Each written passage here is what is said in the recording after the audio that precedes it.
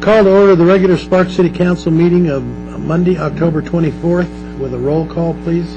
Mayor Martini. Here. City Clerk Patterson here. Council members Ratty. Here. Lawson. Here. Smith. Here. Kerrigan. Here. Schmidt. Here. City Manager Carey. Here. City Attorney Adams. Here. We have a quorum. Okay, if you'd all stand for the invocation speaker, Pastor Richard Shannon, Sparks Christian Fellowship. On behalf of Sparks Christian Fellowship, myself, I'd like to thank the council for this invitation. Would you pray with me? Father God, we're just grateful for the freedom we have to live in a country where we get to choose our leaders. I just pray, Father God, that you give these individuals the wisdom to make sound decisions, the courage to make difficult decisions, and provide them all that they need to lead and run this city. We say this in Jesus' name. Amen. Amen. Thank you, Pastor. Appreciate those kind words. If you'd all remain standing for the Pledge of Allegiance, Mr. Schmidt, would you lead us, please? My fellow Americans, please join me. I pledge allegiance to the flag of the United States of America and to the republic for which it stands, one nation, under God, indivisible, with liberty and justice for all.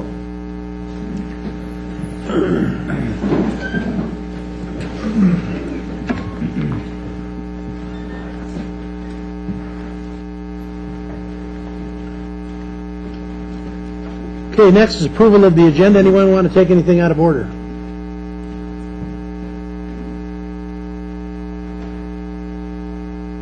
Okay, looking for a motion. We'll go ahead and approve the agenda, and then I'll do public comment. I skipped it. Move to approve. Do you have a second? Second. Moved by Councilman Smith, seconded by Councilman Kerrigan to approve the agenda as outlined by staff. Any further discussion? Seeing none, please vote.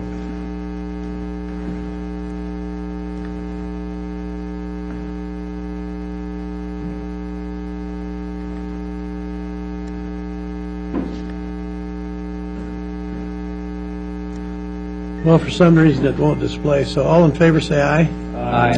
Opposed? Passes unanimously.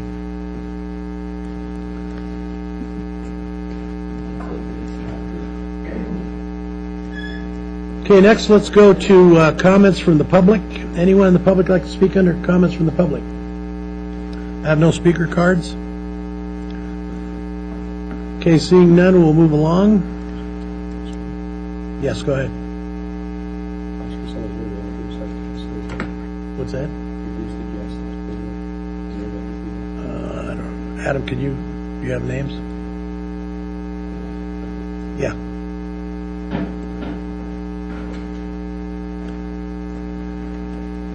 So let me finish comments. Anyone under the public comment? No. Okay, good. Let's move on. Go ahead, Adam. I don't mean to put Corazon on the spot here, but I hope I'm saying your name right. Corazon with UNR is here. She has some visitors that I'd like her to introduce to the City Council and the Mayor. So why don't you have a seat here? I'd like to thank everybody for allowing us to observe this meeting.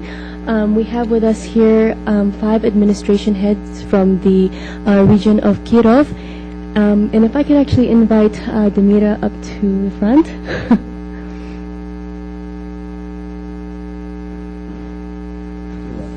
And she can help me introduce the delegation. My name is Damira Gulvara Burkan. I am the linguist and I am the official program interpreter. Сейчас вас попросили всех представиться. Пожалуйста, представьтесь по одному кратко. Откуда вы, имя, фамилия и должность, которую вы занимаете? I am Vladimir Druzhenkov. I am the head administration of Mutninsky Rayon. Rayon is like a county, administrative subdivision-wise, of Kirov Oblast, which is like a state in Russia.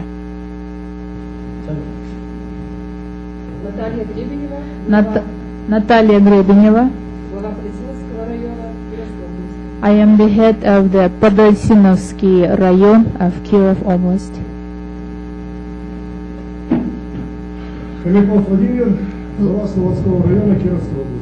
Vladimir Khomykov.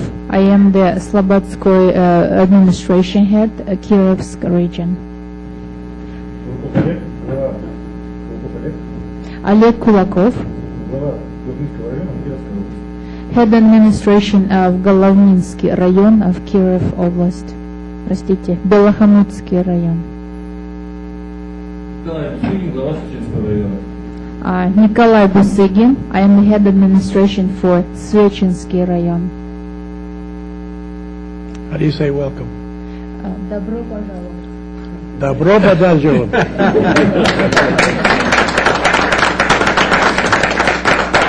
Pretty good. You've done that before. Thank you for being here, and hopefully you'll enjoy our meeting.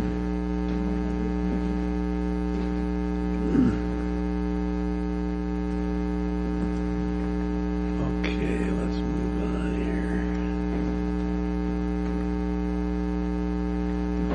Okay, let's move on to the approval of the minutes of the regular Sparks City Council meeting of October 10th, 2011. Any omissions or corrections? Not looking for a motion. Mr. Schmidt. Motion to approve. Do you have a second? Second. Moved by Councilman Schmidt, seconded by Councilwoman Ratty to approve the minutes as outlined by staff. Any further discussion? Seeing none, please vote. Can do that or abstain.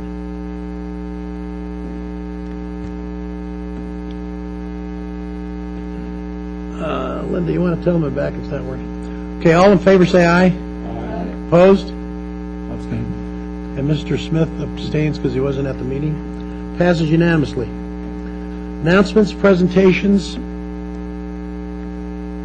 and recognition items. First, it's a commentation to Don Otto. Is Mr. Otto here in the audience today? Come on down, Don, please.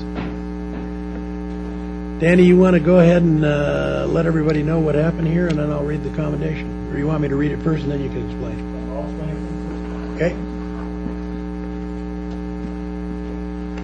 Mayor, council members, my name is Dan Hamlin, Operations and Maintenance Manager for the City of Sparks. Joining us today is Mr. Don Otto. Mr. Otto called me on September 20th, offering his services to us. He wanted to pull the weeds on Queens, excuse me, from Pyramid to North Truckee, pull the weeds, load them up, bring them to our facility. Talking to Don on the phone, we both agreed that he would cut the weeds, call me, we would bring our garbage truck over, we'd haul off for him.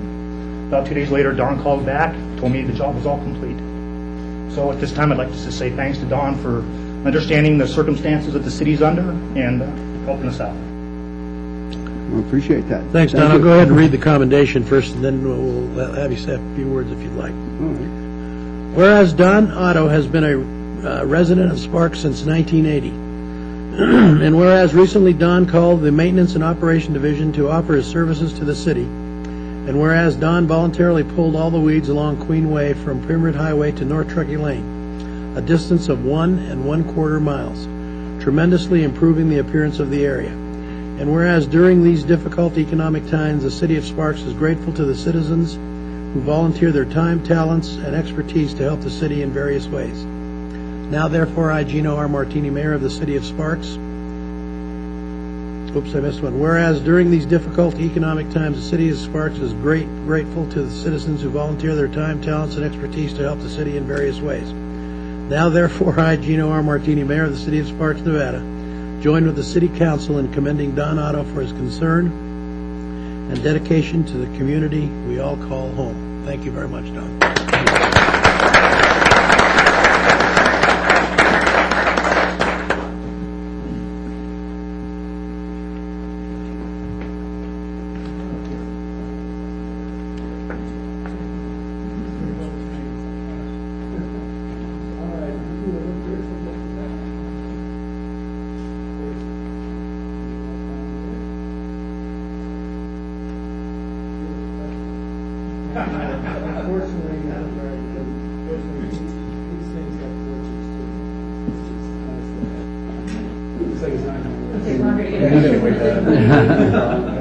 Yeah, we need a volunteer to fix it.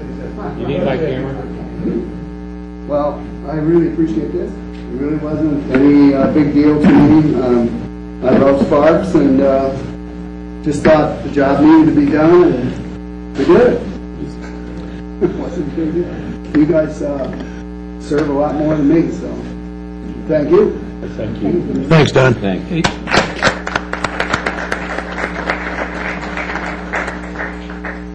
comments? Mr. Smith? Let's say, Don, I've got some weeds and Vista that's got your name written all over.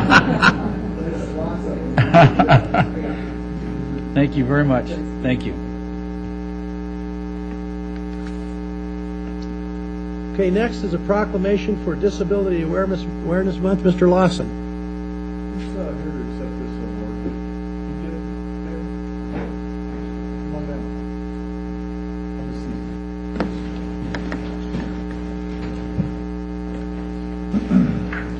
Proclamation reads, whereas approximately 1 in 5 Americans, 54 million people have a disability, and more than 375,000 adults and children in Nevada have disabilities.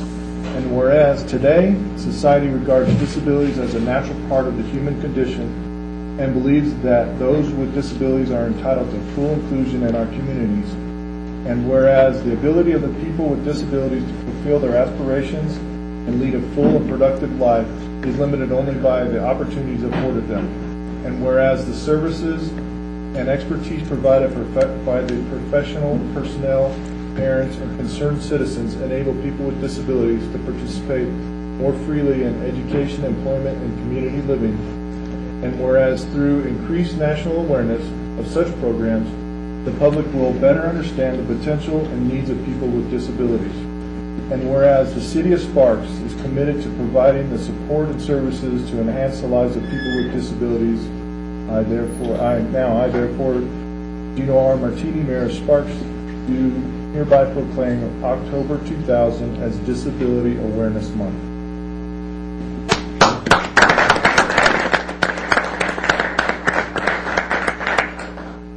And I want to say BK is on our advisory board for disabilities, Sparks Advisory Board for Disabilities. So thank you, BK, for being here to accept this.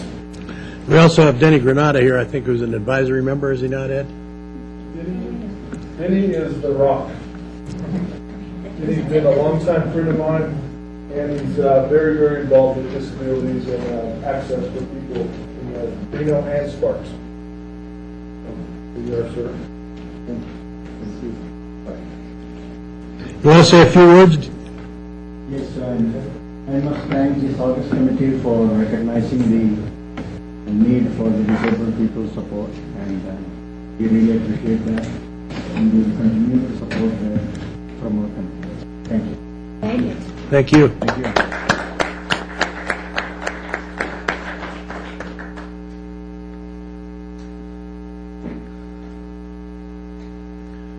Okay, next we have a proclamation for National Pharmaceutical Technicians Day. Is there someone here to accept this?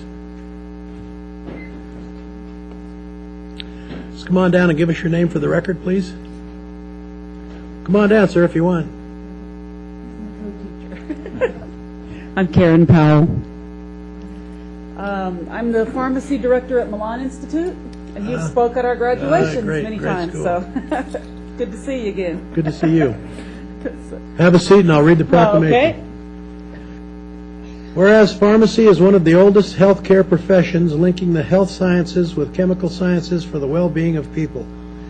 And whereas today the pharmaceutical technician is an integral part of the pharmaceutical patient care team, playing an important role in helping people live happier, healthier, and more productive lives. And whereas the job performed by certified pharmaceutical technicians, whether at the corner pharmacy or medical center, is critical to meeting the demand for prescription medications by citizens of our city. And whereas pharmaceutical technicians assist pharmacists by preparing and delivering medications, maintaining inventory, and packaging and labeling prescriptions, chemicals, and other pharmaceutical preparations. Now therefore, I, Gino R. Martini, Mayor of the City of Sparks, Nevada, do hereby proclaim October 25th, 2011, National Pharmaceutical Technicians Day, and encourage our residents to join me in acknowledging the valuable services of the pharmaceutical technicians and the role they play in providing safe and beneficial pharmaceutical care products to all the residents of Sparks.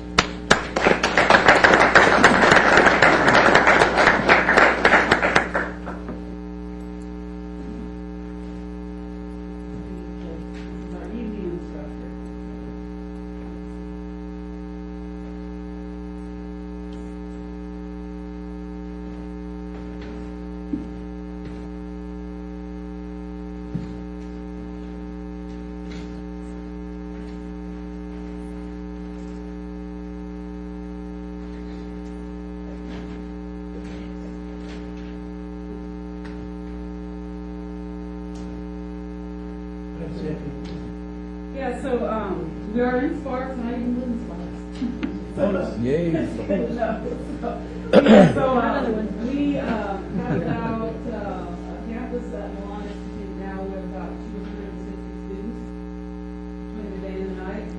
And we are a career college. And I've been on board about 4.5 years and became the program director and sort of built the program from the ground up to what it is today.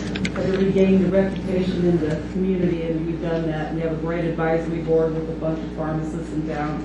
And so every time you get your prescription filled, think of us. I probably sent one of my students out there to help you. So it's good to see everybody. Thank you. Thank you.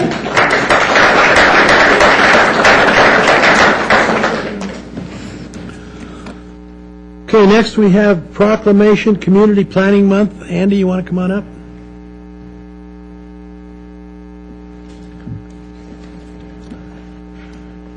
Whereas change is constant and affects all cities, towns, suburbs, counties, rural areas, and other places, and community planning can help manage this change in the way that provides better choices for how our people live, work, and recreate.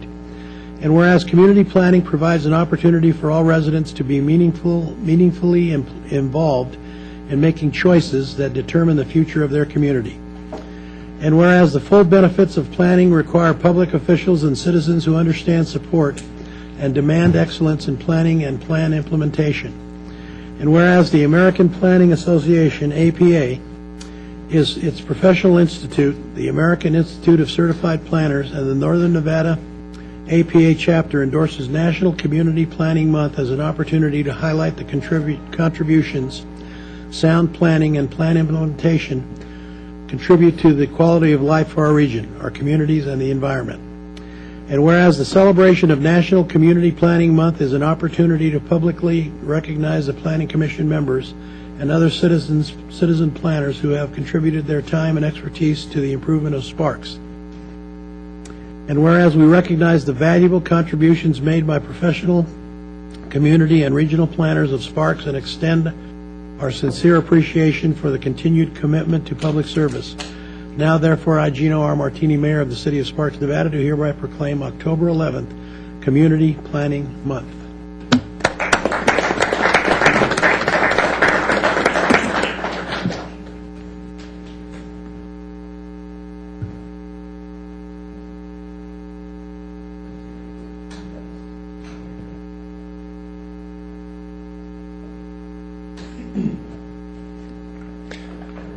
Thank you, Mr. Mayor, Sparks Council members. Really appreciate this proclamation. My name is Andy Durling. I'm the Northern Nevada Director for the American Planning Association. On behalf of the Nevada chapter, thank you for recognizing October as National Community Planning Month.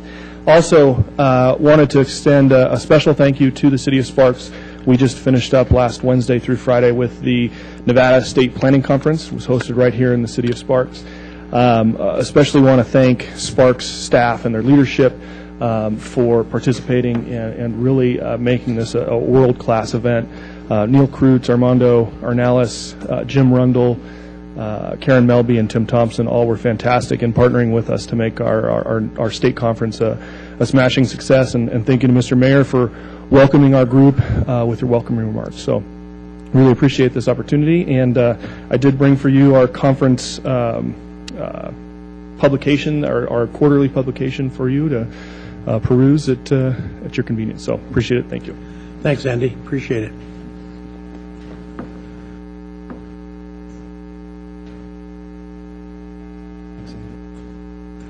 Thanks, Andy.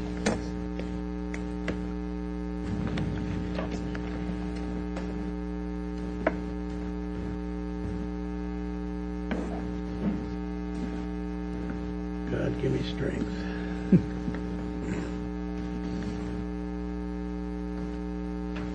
Okay, next is consent items. Anybody want to pull a consent item? 5.3. Mr. Smith, 5.3. Anyone else? Mr. Mayor?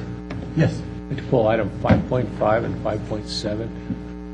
5.5 and 5.7. Okay, anyone else? Okay, looking for a motion on the other consent items. Mr. Smith. Move to approve consent items 5.1, 5.2, 5.5, 5.4 and 5.6. Did I get that right? Yep. Do you have a second?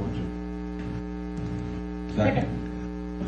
Okay, I heard Ms. Ratty first, so moved by Councilman Smith, seconded by Councilwoman Ratty to approve 1, 2, 4, and 6. Any further discussion? Seeing none, please vote, and we'll hope it works. Passes unanimously.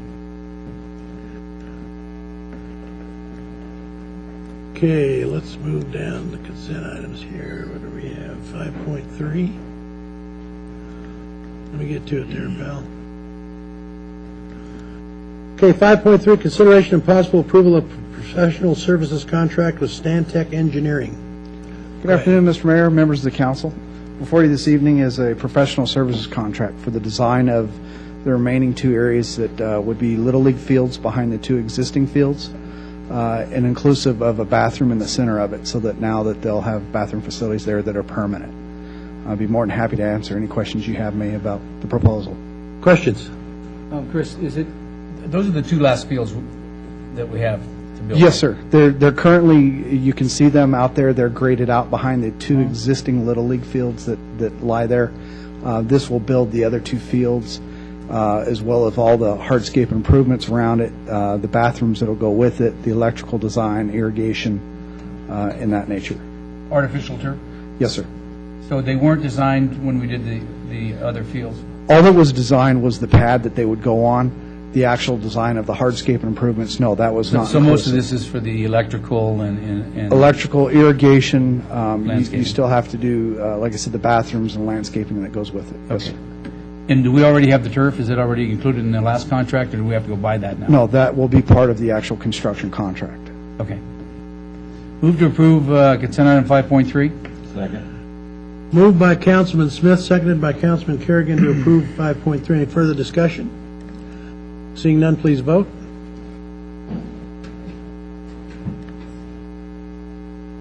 Passes unanimously. So let's move on here.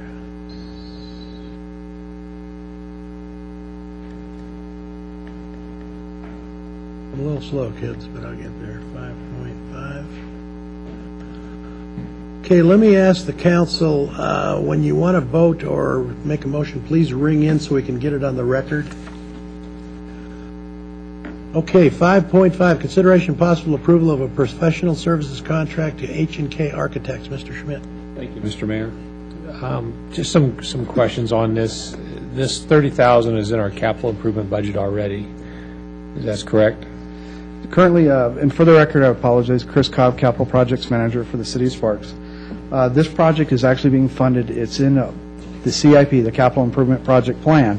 However, it's being funded from 1208, which is fees and fines that are collected through the court system that fund not only the design but the construction of this project. Thank you. You answered my second question before I'd asked it. Then I had just asked the question, is based upon the legal thing with the district court, is this our responsibility now? These aren't our funds. These are, according, and I don't know, that's a legal question. Maybe we just haven't crossed that bridge yet, is that we don't have control over that money. Is this appropriate for us to be spending it?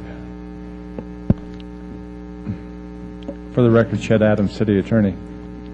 It's my understanding if it's coming out of the court funds, as long as those are appropriate expenditures under those line items in our budget, I don't see where we would have a problem with that, sir. As far as the city's responsibility goes,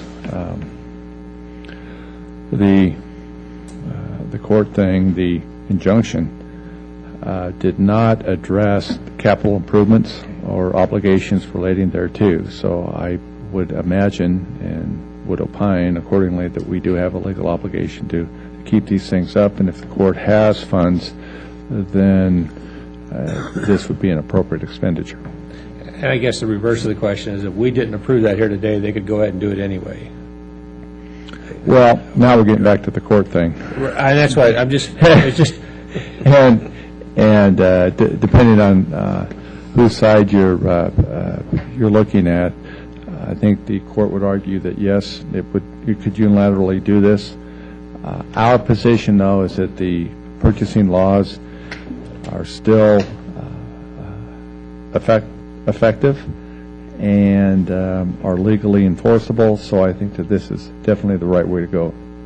The only reason why I'm asking that question is get us used to thinking about what is our responsibility here. If the injunction doesn't hold, I mean, these are the types of things we're going to be looking at. You know, is this our responsibility or not? And that's the only reason why I asked the question. I agree. I think we still have control of capital projects, but we don't have necessary control of these funds. So I think it still falls within our duty to do that. So thank you, and I'll make a motion to approve item 5.5. Do you have a second?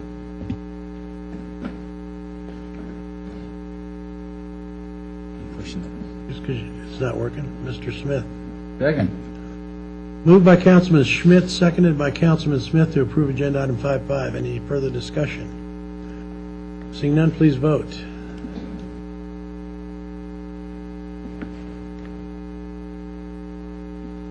Passes unanimously. Now we can't get the people to ring in, okay? So it's a great system when it works. Yeah. Okay, I think next is 5.7. If I can get there.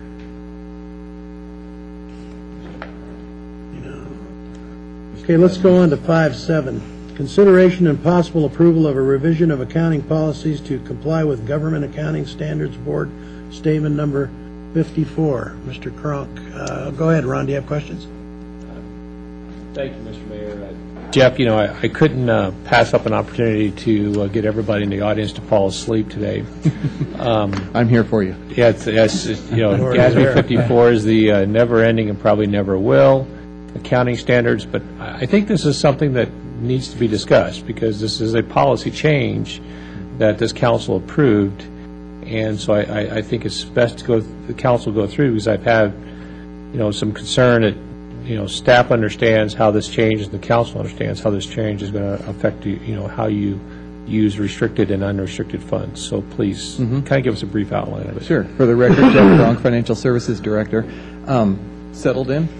Ready to go. I'm just teasing. I got my pillow ready. I'm ready to go sleep. I'm just teasing. Make it quick. What we're doing before is really just an extension of the policies that we approved back in June, as you referred to before, which put us in full compliance with GASB 54 as we were required to do, and the city is required to implement this in fiscal year 11. So that's the background. What we found was one of our policies is relating to the flow of funds, if you will. GASB allows or requires a policy to be made of you've got these funds available, how are you going to spend them? And you can either do it from a least restrictive to a most restrictive or vice versa. Based on our original understanding, we thought what was best for this organization was something opposite of what we're presenting today. And it's just that one policy that we're looking to reverse, if you will, today. And that's the flow of funds that we originally applied was going to be least restrictive to most restrictive, with the thought that that would leave the most restrictive funds out there yet to be spent without it whittling down without council action or approval. That was the idea originally.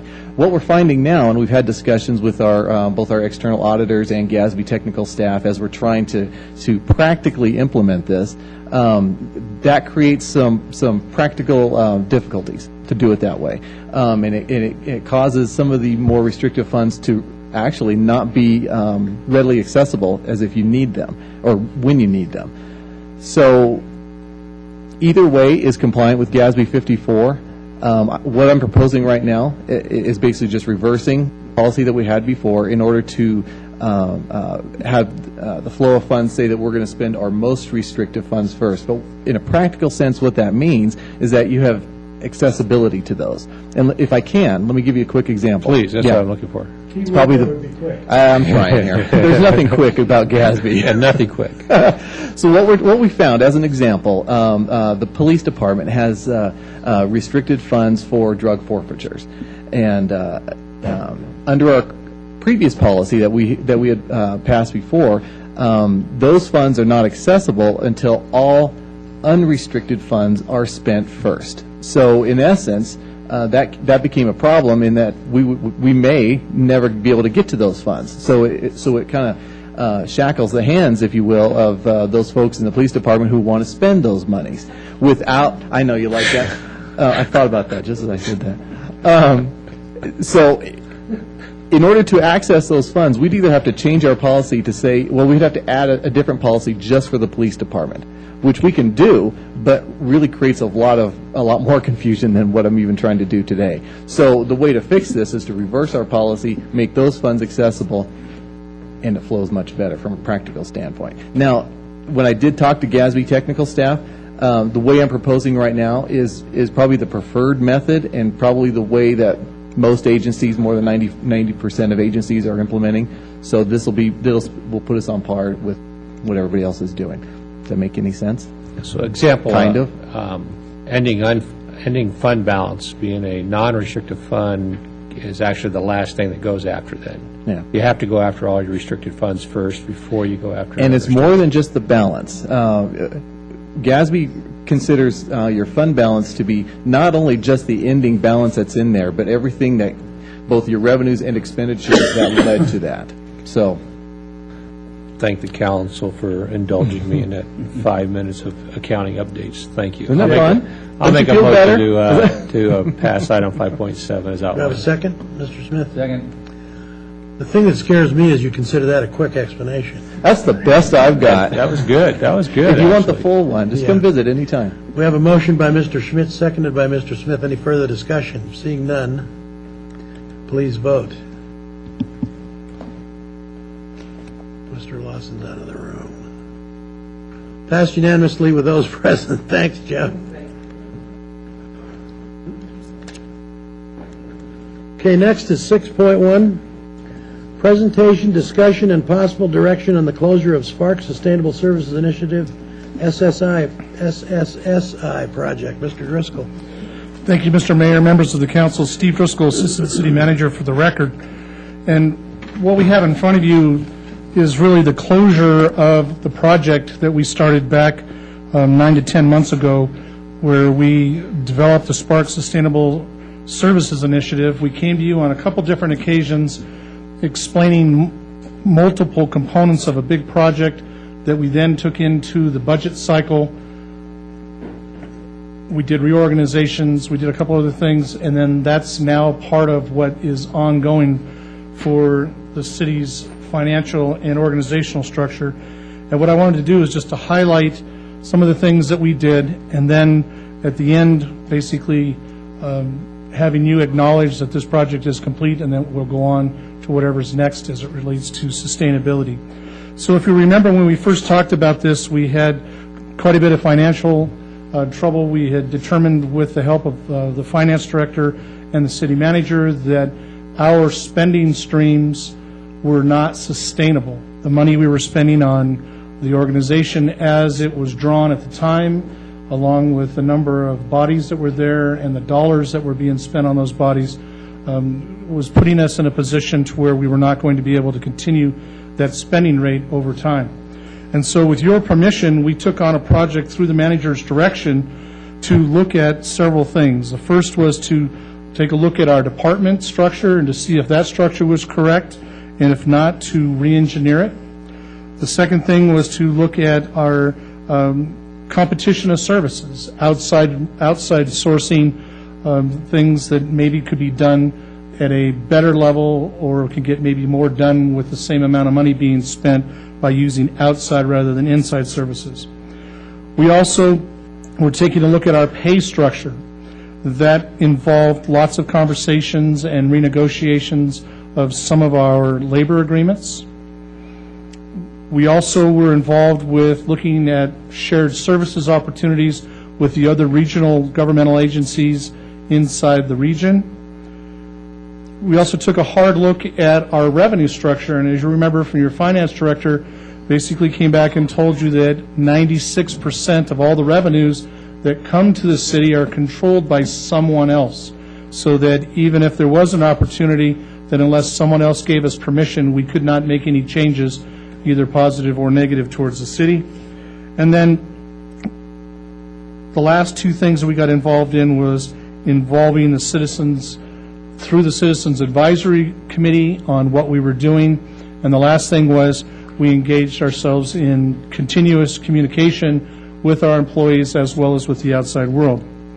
And so as a result of this project, the two main things that came out were discussions with the labor organizations after we did a reorganization of the city. And as you remember, we consolidated and eliminated, we consolidated the Public Works and the Community Services Department into a single department.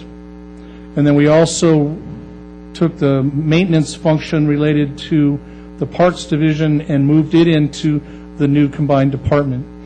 As a result of that, 17 positions in the city were eliminated, and with all of the associated costs for the people and the different services and supplies that were involved, there was over $2.2 million that was reduced from our operating budget that carried on into the fiscal 12-13 and will therefore carry on an ongoing basis from this point forward, so helping us towards our sustainability goal.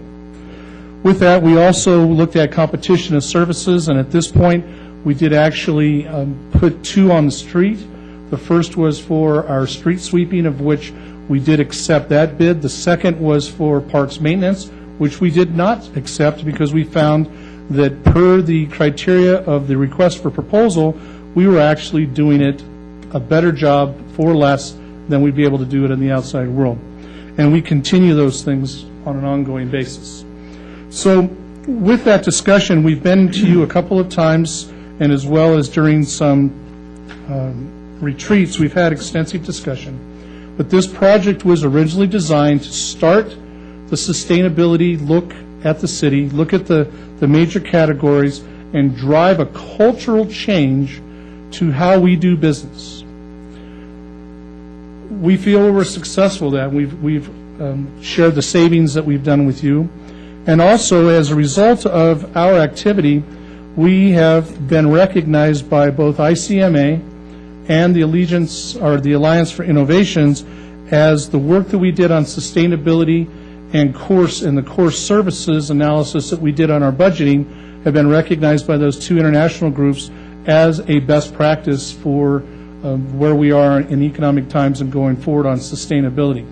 So at this point, what I was looking to do on behalf of the city and the manager was to advise you that we believe the first big part of the project, the major steps, we've completed the milestones that we brought to you and asked for your approval at the beginning.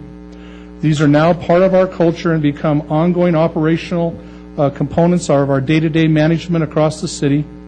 And so therefore, we consider from a staff point of view this project to be closed, and we're looking for the council to acknowledge that this project, as it was designed, is finished, and that we've moved this into our day-to-day culture. And with that, I'm prepared to answer any questions. Steve, thank you for that presentation. Tremendous work here, really, for not only you, but the city manager and all the management staff and employees, and everyone really put their heads together to do some really great stuff here. Questions? Mr. Schmidt. Thank you, Mr. Mayor. Steve, I echo the mayor's comments to the staff. I think you did a great job. A lot of great things came out of that. You know, not all got implemented, but there's definitely helps leading towards the future. My question comes into, in light of next year's budget, possible further reductions. Is there more that this committee could have done in setting on up for next year, or is it just back in the council's hands for next year, if and when the tax structure continues to fall? Mr. Smith, Steve Driscoll for the record. What we laid in place was a systematic cultural change. As you've all recognized, we have a very large matrix on the wall that has all of our core services broken down, and that we budgeted those line items per the prioritization within those core services. That is really the foundation for future discussions. If the council were to find themselves, as they have in our last 4 business cycles, to where we determine that our revenues will not sustain an expense stream that we have in place, the first thing that staff can do under the direction of the manager is to determine a reduction that might be needed in expenses.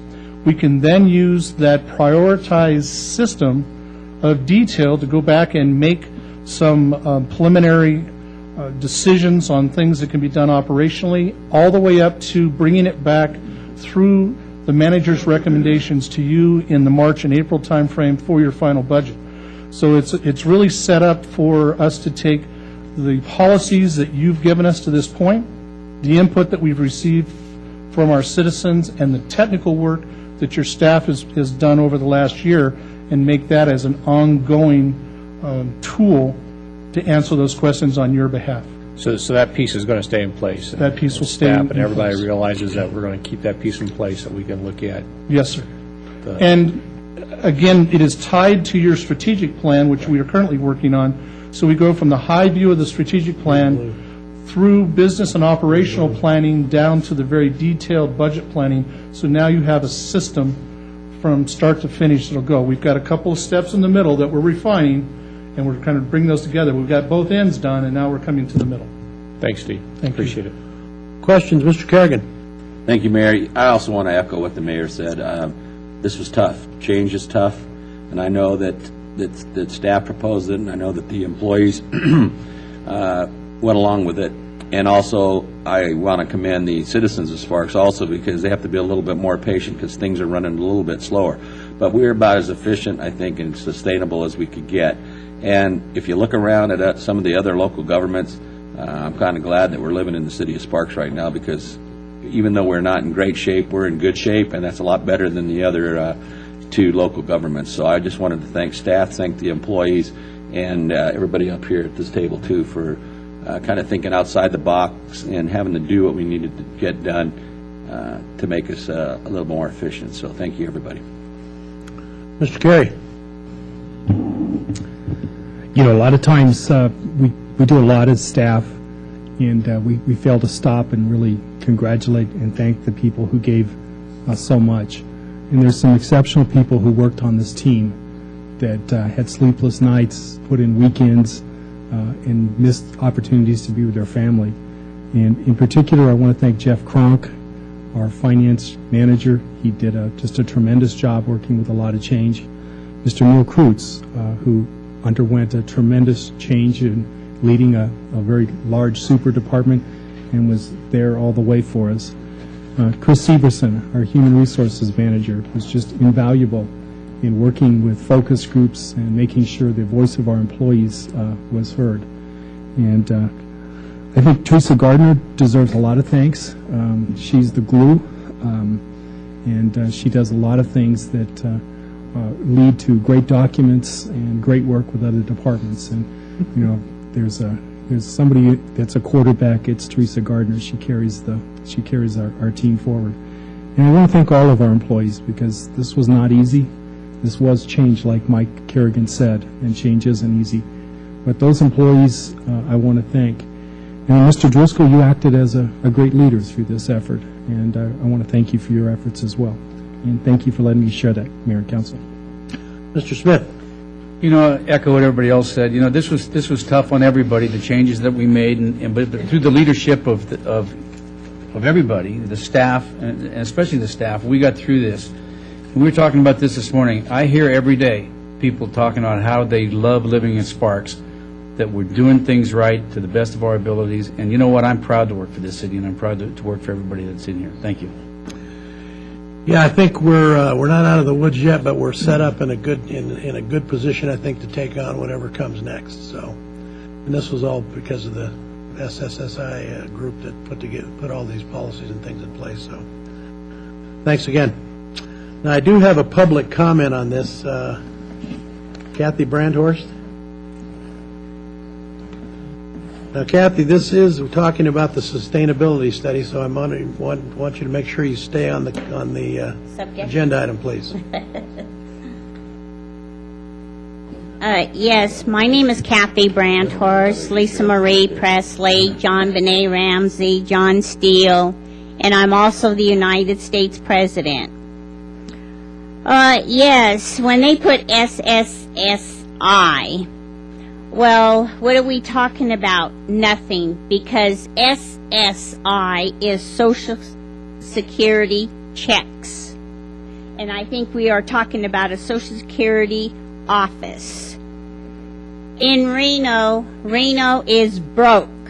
Reno is closed. And Kathy, stay yeah. on the subject, please. Okay. Sustainability study for the city of Sparks. Okay. Well, the SSI office is also located in Reno. I don't know why Sparks is involved. I have no idea. I don't think they should be involved because I've been through the city of Sparks and I see a very, very good structures of Sparks, and there's nothing missing. There's no businesses closed down either. And in Reno, if you go through downtown Reno, every business is closed down. And so I just wanted to add also, 17 pages of my bank accounts are being stolen, and it's caused 92 embezzlements. Kathy, that has nothing to do with the sustainable study, so stay on task. Okay. I was watching the judge on television in Reno, City of Reno, in City Hall, and I noticed she's doing a really good job on trying to bring back the money back into the city, but it's also bringing my money back, and they are charged with embezzlement. Thanks. Thanks, Kathy. Anyone else?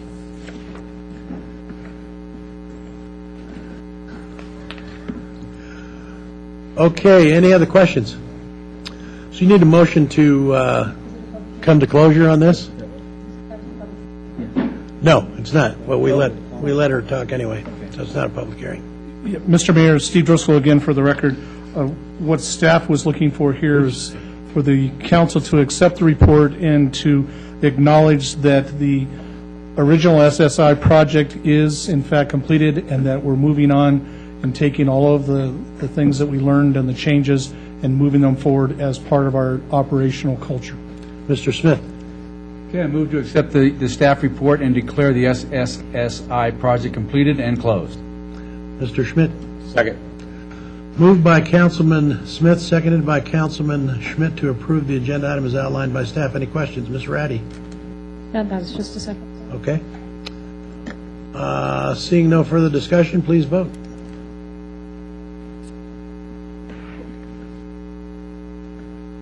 Passes unanimously. Thanks, Steve. Okay, next is 6.2, presentation of possible acceptance of a donation of a joint venture firefighting foam unit from Kinder Morgan Energy Partners. Chief Garrison, Chief Koski. Go ahead, sir. Mayor Martini, City Council members, City Manager, Mr. Carey. For the record, Tom Garrison, Division Chief of Administration and Training for the Sparks Fire Department. I'm being assisted today by Andy Koski, Division Chief of Operations. I'm here before you today seeking your acceptance of the donation of a firefighting foam delivery system from Kinder Morgan Energy Partners. Although many of you attended this morning's presentation, I'd like to briefly describe the project. Approximately 4 years ago, the Sparks Fire Department entered into a public-private partnership with Kinder Morgan Energy Partners.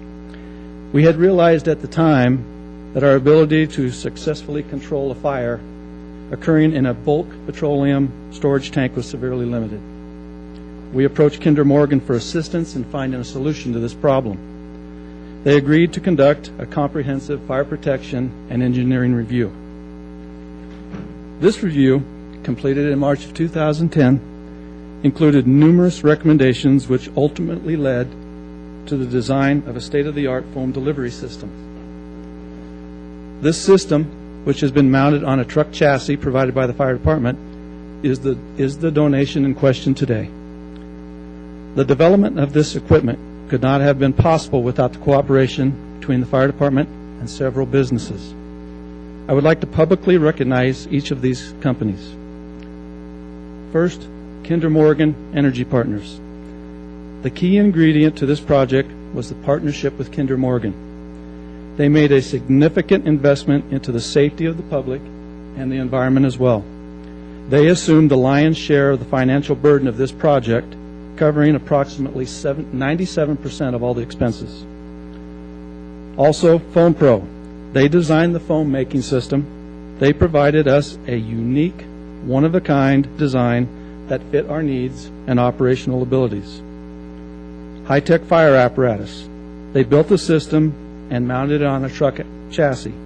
They provided a mobile, maneuverable solution. High desert fire protection. They heavily modified a brush truck scheduled for surplus and added a flatbed to support the foam making system. Custom performance restoration. They painted the truck body at a substantially reduced cost. And advanced powder coating. They powder coated the wheels also at a substantially reduced cost. I also want to thank some members of the fire department who contributed. Former Division Chief Frank Freevault, he was the spearhead of this project. Captain Joe Warner oversaw the design and production of the system. Fire Marshal Bob King, who assisted in the comprehensive fire protection and engineering review, and numerous other members of the fire department who assisted in final detailing and striping of the apparatus. This foam making system will significantly increase our ability to fight a fire occurring in a bulk petroleum storage tank. As an added bonus, a memorandum of understanding between the fire department and Kinder Morgan will allow us to use this vehicle at petroleum-related incidents throughout the city, as well as the tank farm. This is the type of out-of-the-box thinking that is encouraged in the city of Sparks.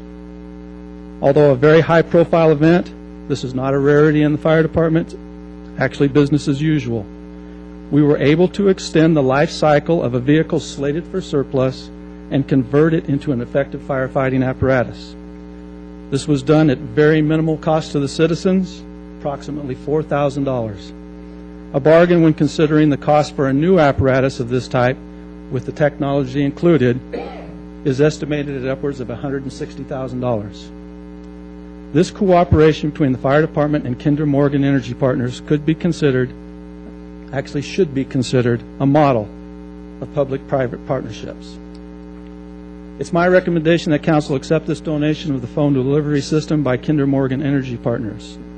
Council should be advised, however, that the MOU has not yet been signed by Kinder Morgan, although all indications are that this will occur sometime this week. This may have an impact on your decision. I'm open to any questions. Thanks, Chief. I think you're absolutely correct. This is a model for a great public-private partnership, and I want to thank the fire department for taking the lead on this. This is wonderful savings to the city, a wonderful tool that we haven't had before, and I think much needed with considering what we have down there in the tank farm and the exposure that could be there. And this thing will, as you demonstrated today, could be a boon to what may happen down there. So, any questions for anyone? Ms. Ratty? No questions. I guess I'd like to make a motion to accept the donation of the foam unit from Kinder Morgan Energy Partners pending their signature on the MOU. So if they don't sign it, then you would, obviously we wouldn't get the donation, or if there were conditions, you'd bring it back. Does that make sense? Yep. Mr. Lawson? I'll second that. And I want to say that I'm very proud of this. And I've been saying this since I got elected a year ago, is we got to think outside the box. This is perfect example of doing that. And you guys fulfilled it and carried it all the way through. And what a good-looking piece of equipment that is. And watching it do its work today was incredible. I didn't know you could shoot water that far. So pretty fun. Like a big kid out there. It was real fun for me. Yeah, so are we. Mr. Smith. You said you could do 3 of those valves, whatever you call Monitors. Monitors on the one truck. 3 or? That's correct. Well, then I heard 6. So there's also a around the pump foam proportioning system that will allow even our fire trucks to deliver foam. So they won't lose any pressure on it when you hook up, let's just say 3, like it showed today? It's all based upon the available water within the facility. As long as we've got the water, we can put it out. You can put that pressure out. It was impressive. And for the sizes of the tanks there, it's appropriate for the size of any. And how big is that hose? 5-inch. 1,000 gallons a minute? Yeah, it was just under 1,000, but it'll go upwards of 1,500 if we put more pressure to it. Very nice. Thank you. Okay, we have a motion on the floor by Ms. Ratty, seconded by Mr. Lawson. Any further discussion? Seeing none, please vote.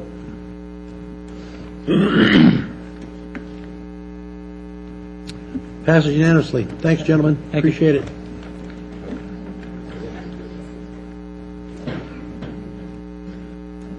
Okay, next is consideration and possible rejection or affirmation of bid protest concerning City of Sparks bid 1112-004-2012 permanent patch program.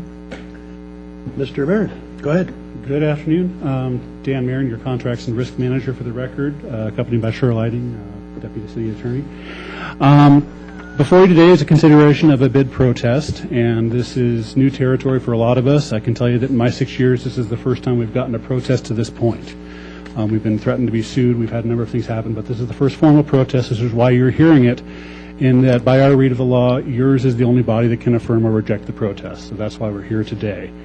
The bid in question was for the 2012 Permanent Patch Program, which is actually the next agenda item on your agenda today should you reject this bid.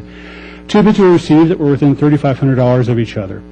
Shortly following bid opening, the city followed new procedures, which came as a result of this last session, which resulted in us issuing a formal recommendation to award and posting it on our website. And that recommendation was to award the contract to Q&D Construction as the lowest bidder in this project.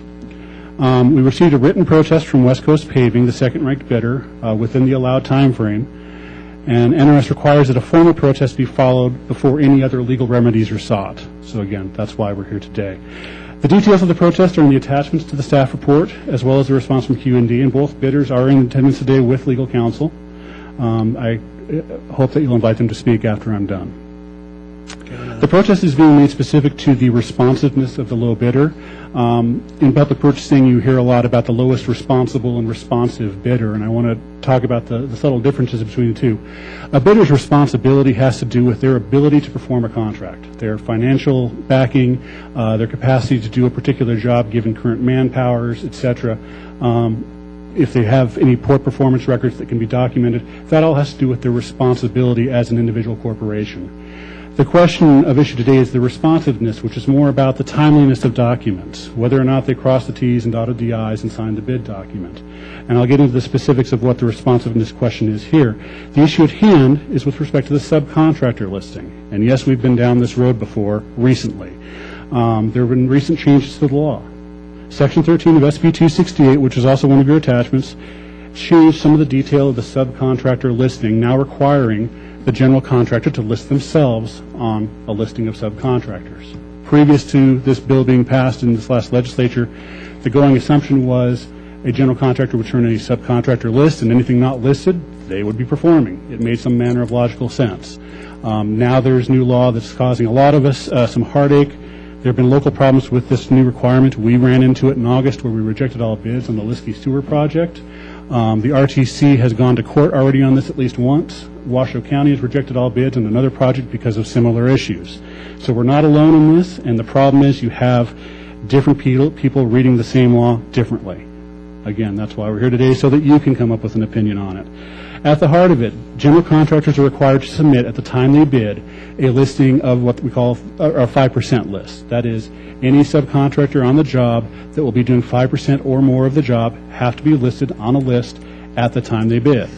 Now, NRS then allows for any of the 3 lowest bidders to then submit a 1% listing, those performing more than 1% of the job within 2 hours of the bid opening.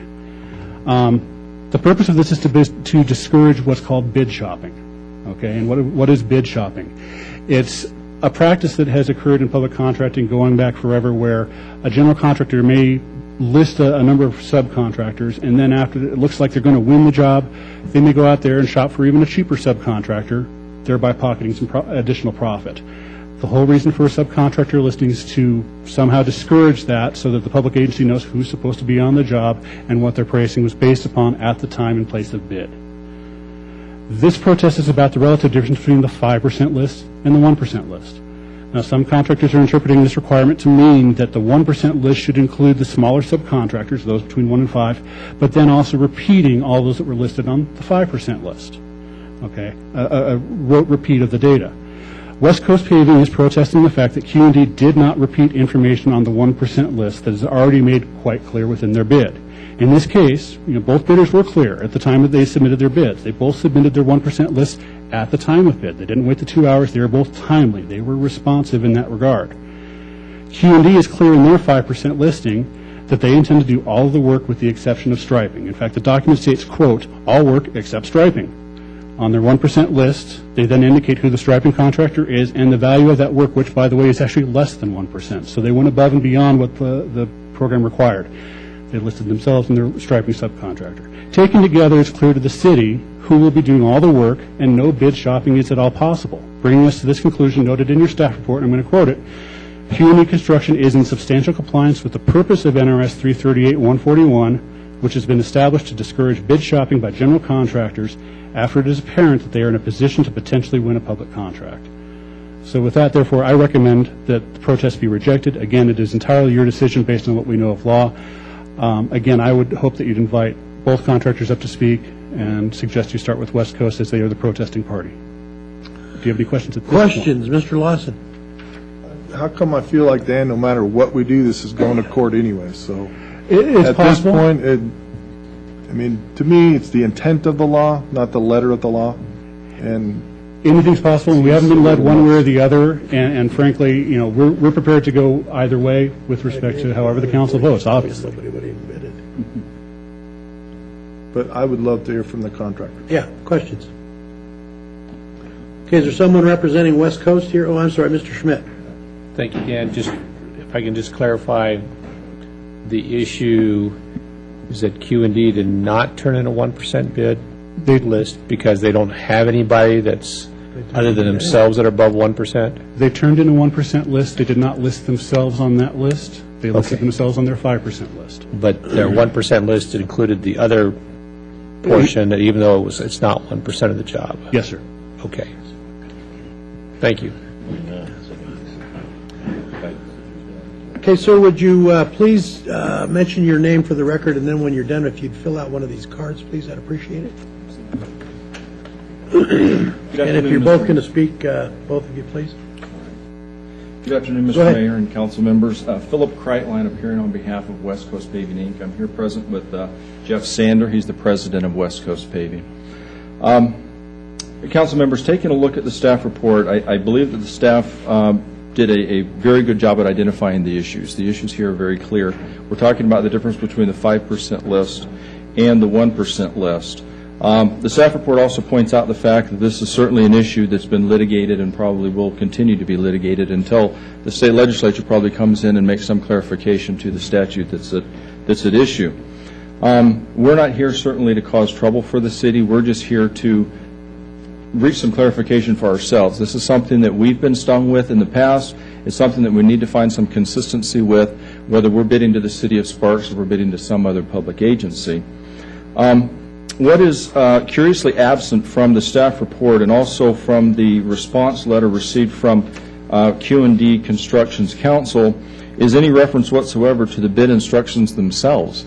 I think that the city of Sparks recognized that there was some ambiguity in the statute, and I think that the city of Sparks adequately addressed those ambiguities when they put together the instructions for the 1% list. If the council members will take a look at the actual 1% list that was added or that was attached to the staff report, it's very, very clear as far as what bidding contractors are expected to do, or in fact required to do if they wanted to be considered responsive to this bid. The instructions read, subcontractors and general contractors who self-perform in amounts exceeding 1% of bid amount or 50%, or I'm sorry, $50,000, whichever is greater. The language general contractors who self-perform is italicized, it's in bold, and it's underlined. That's exactly what West Coast Paving did. They listed themselves as a 1% subcontractor, or as a 1% contractor on the 1% list. So this is an issue that the city of Sparks is clearly aware of. Otherwise, this language would not be in the bidding instructions. It's an issue that the city of Sparks tried to clarify and tried to avoid by including this language in the instructions. It's very, very clear as to what Q&D should have done, and that is, in fact, list themselves as a self-performing general contractor on the 1% list. Now, that's exactly what West Coast Paving did.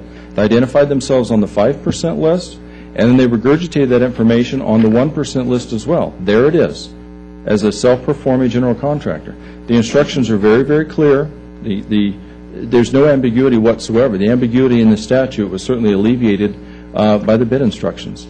That's essentially our argument. Okay. Thank you. Any questions for him?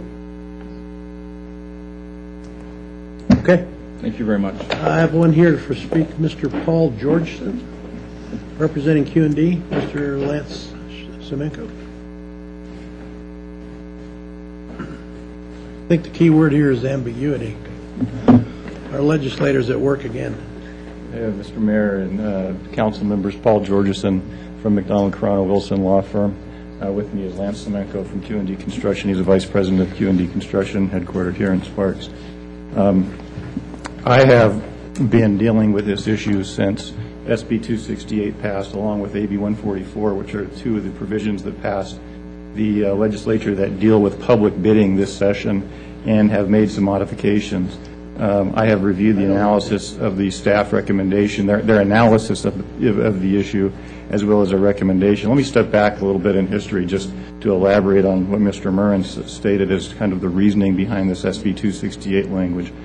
There was an issue where, prior to this language, as Mr. Murren indicated, a general contractor who was doing work on a project had to identify the subcontractors they were going to do work on that project as well.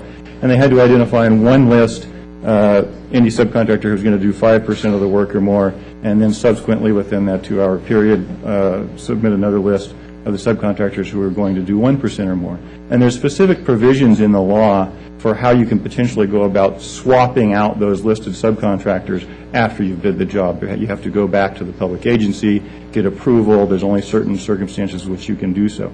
The problem that was perceived by the legislature this session was that general contractors were bidding on these projects, not identifying subcontractors on the 5% or 1% list, thereby implicitly stating that those general contractors were going to do the work, and then going out after they were awarded the bid and then doing the bid shopping that Mr. Murren identified. So going out after the award and then going to the subcontractors and basically saying, hey, look, if you'll do me a deal, we'll give you this work on this project. And so SB 268 was passed to stop that process. And SB 268, what it says is the prime contractor essentially has to treat themselves as a subcontractor for submitting their bids. And as before this legislation passed, you would see a subcontractor identified on a 5% list. That subcontractor would not then again be relisted on the 1% list, because if they were on the 5% list, they were clearly doing more than 5%, which is clearly more than 1%, and therefore that would satisfy the requirements. The bill did not change any of the language of the 5% list or the 1% list. It basically just says if you're a general contractor, you now have to do with yourself the same thing you were doing with the subcontractors. And so the consensus, and I've been meeting with various public agencies to try to resolve this issue to get consensus so the contractors in this community know what to do. The consensus in the public agencies has been that if the prime contractor lists themselves on the 5% list, then clearly they're doing more than 5% of the list. As Mr. Murren stated, that clearly by implication and logic means they're doing more than 1% of the list, and there's no reason to then list themselves again on the 1% list saying exactly what they already said. I'm already doing more than 5%. Why list themselves on the 1% list? And Q&D followed that, I think both the letter and the spirit of the statute by identifying themselves and making sure that they cannot do bid shopping, et cetera.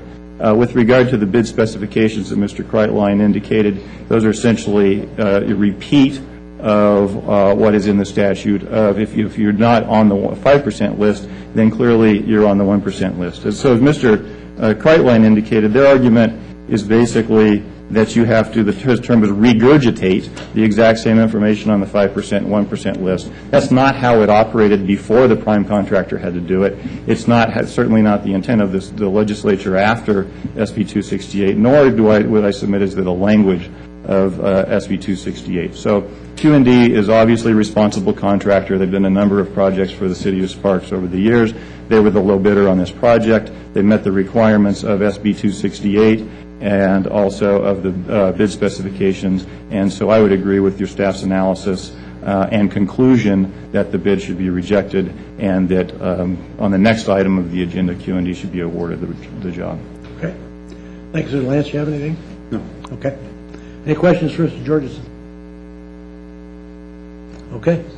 Go ahead. Mr. Lawson. Has this gone back to the state at all? Have they rendered an opinion on this? No, I'm with another hat on. I'm in the process of working with some of those agencies. For instance, NDOT has taken the position, the Nevada State Public Works Board, which does most of the major contracts, has taken the position consistent with your staff's recommendation today.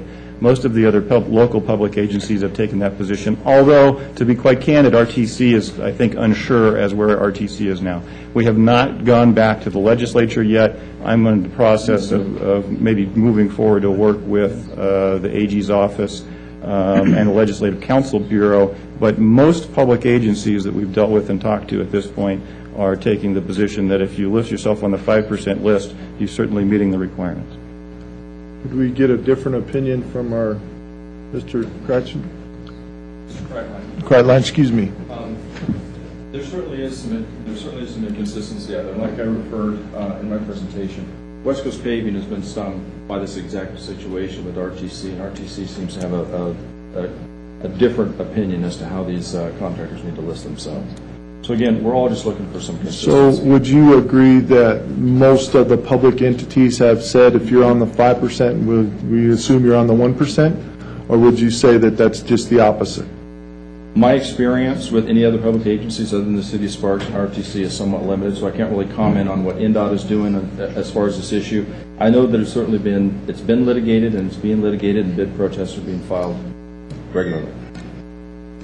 Okay. So as far as how the other public agencies are interpreting it, I can't comment specifically. And I have to agree with you, Mr. Mayor, some more great legislation. And if I may add that to Councilman Lawson, if I just may follow up briefly on that, there has also been a number of bids that have been thrown out or rebid because no general contractor listed themselves on the 5% or the 1% because they didn't know of the existence of SB 268. So we're dealing with that with AB 144. We've had public agencies have to throw out bids because of the lack of compliance with AB 144 because either the public agency or the contractor didn't know about it. We've also had a situation where bids have been thrown out under SB 268 because the contractor did not list themselves at all.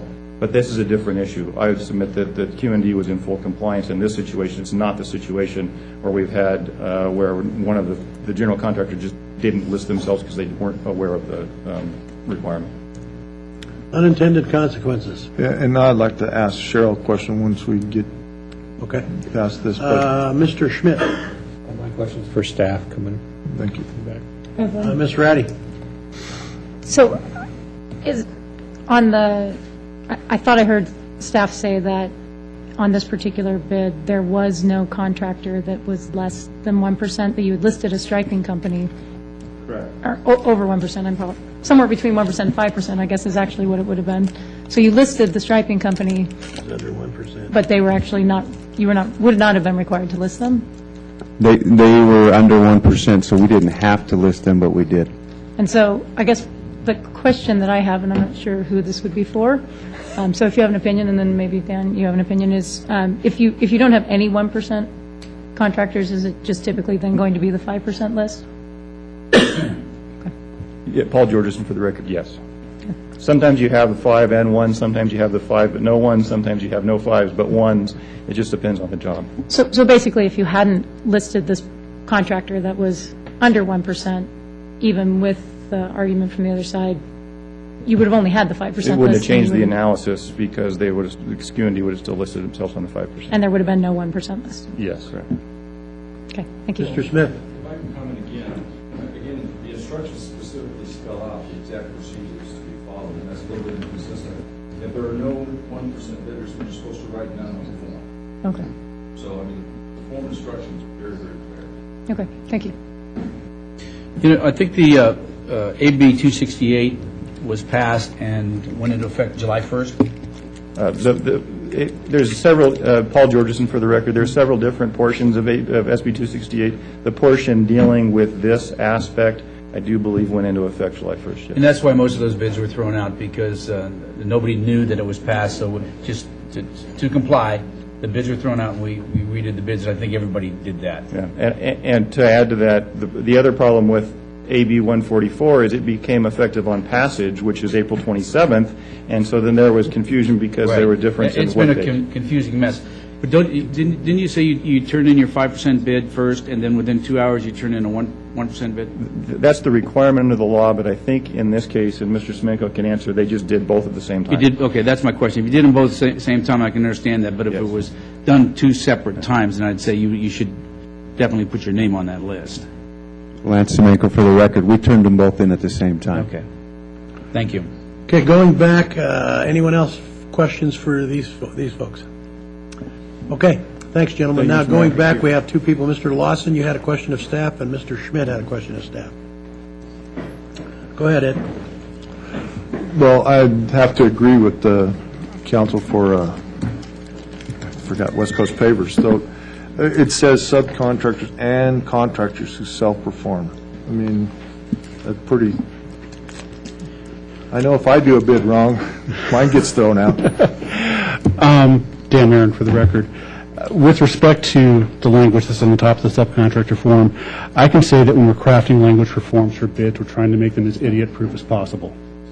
I can also say that with respect to this form, we make no representations that failure to fill it out correctly is an issue of responsiveness. I can say that if we can determine from the data provided that they've given us everything that we need, we're going to go there. And I can back that up with respect to the section of law 338-141, sub 4, which deals with the listing of subcontractors. It gives you 2 different reasons for finding a bidder non-responsive with respect to the subcontractor list.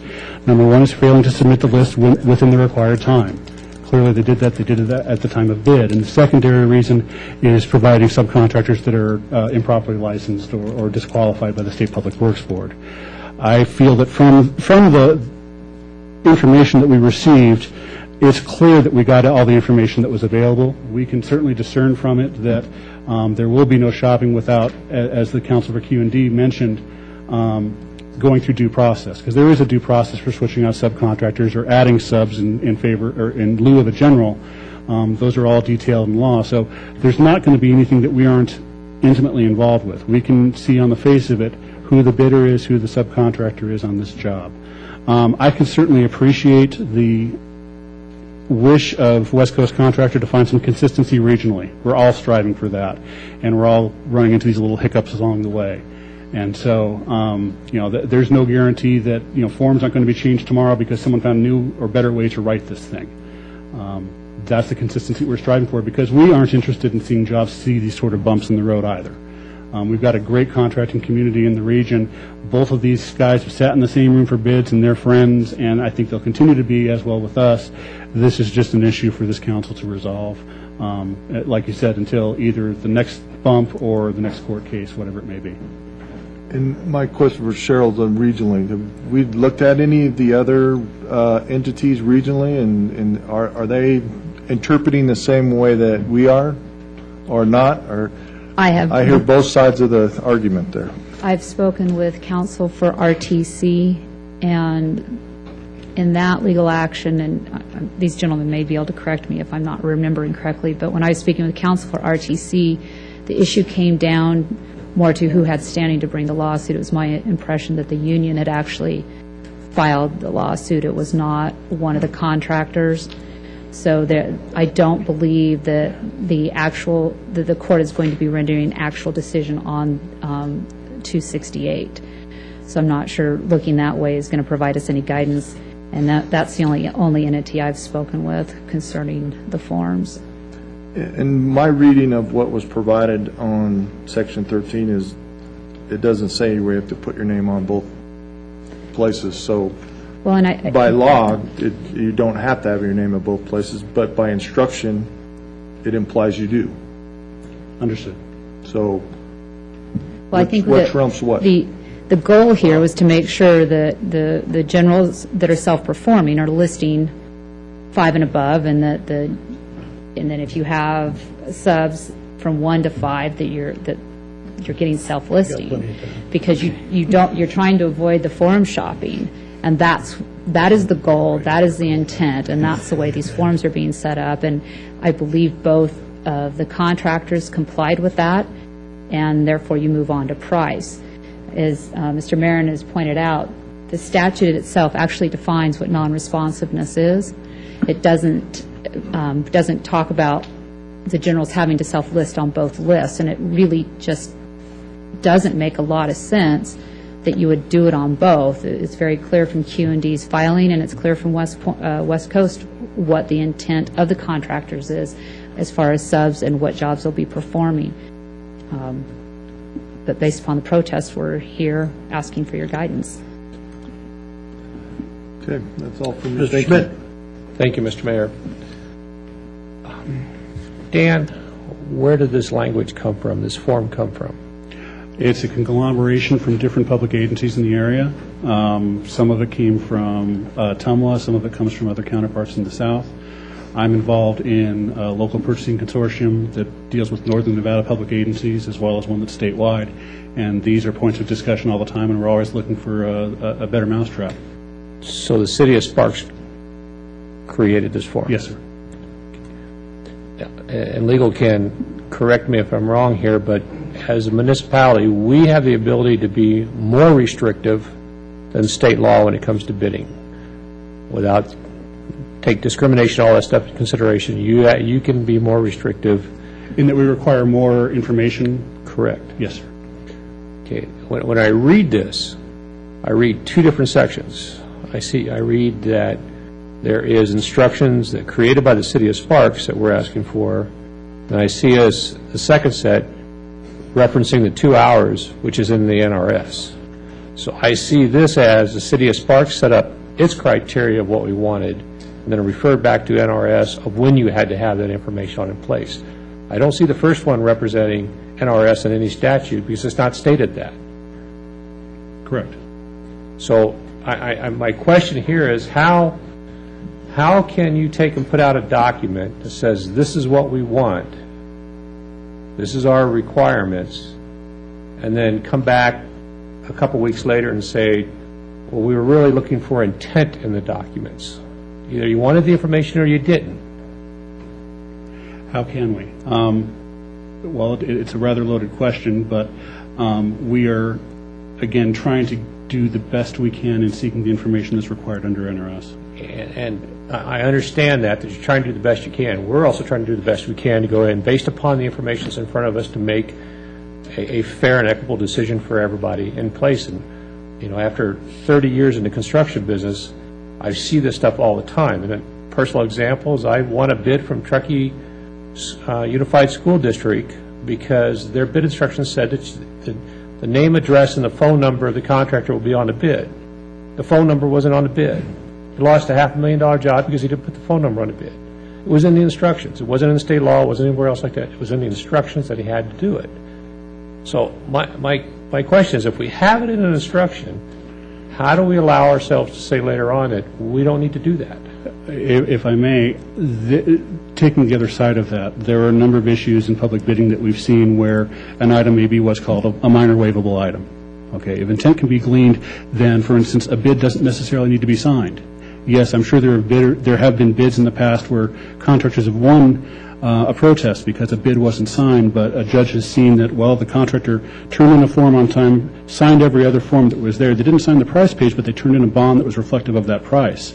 You would think that signing a bid is a major item that couldn't be waived or couldn't be ignored in instructions. And I would argue that what we have here absolutely is a form that can be improved and will likely be improved based upon this, and again, based on more feedback regionally. But at the same time, we're looking at the intent here, and that's all about the bid shopping. And again, we've got all the information that we would glean, even had the form been filled out as West Coast hopes.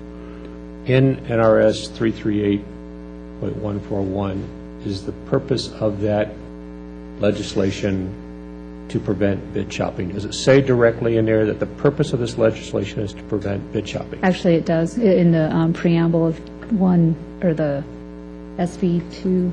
Full SB 268. I don't have the full bill on. But it does. It actually it talks about the bid shopping.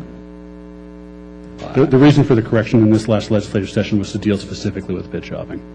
Then my last question is, I see three options in front of us today: to uphold the bid protest, deny the bid protest, or throw the bids on out altogether. Is that our three options? I don't I don't believe you have grounds to throw the bids out. You have, the protest here today is concerning the number one bid.